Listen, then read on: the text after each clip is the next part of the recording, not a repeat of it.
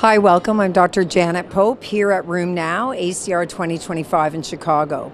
I wanted to talk about the connective tissue diseases and rheumatoid arthritis and interstitial lung disease. And hopefully with this we'll be breathing more easily, and so will our patients. So the first abstract was number 0154.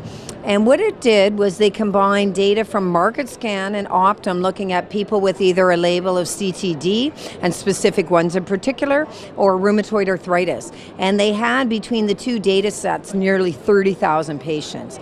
So the mean age, depending on the data set, was anywhere from 56 to 65, and as expected in these autoimmune connective tissue diseases, 3/4 were women. They looked at the frequency of interstitial lung disease by a diagnostic algorithm from these databases, and what they found was, as of, for instance, systemic sclerosis, ILD, that seemed clinically relevant was about 15%.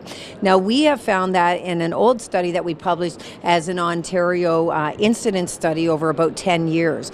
Obviously, ILD is even higher if you're going to look more thoroughly.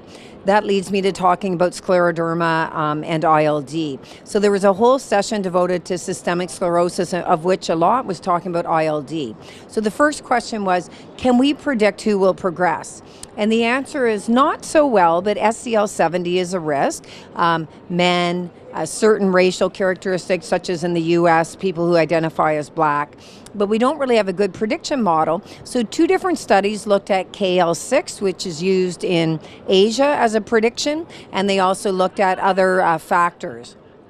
KL6, and in the other studies, some other factors, MIG, etc., were predictive, but they're not strongly predictive, so the answer there is you have to keep following and screening your patients.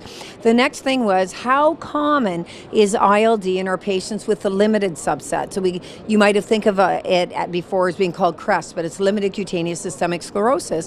And in that group, up to a third had interstitial lung disease, and if you followed for the time of the study in the database that they had, a good 1 in 6 patients will progress. So the take home from all these studies are, we have to be vigilant.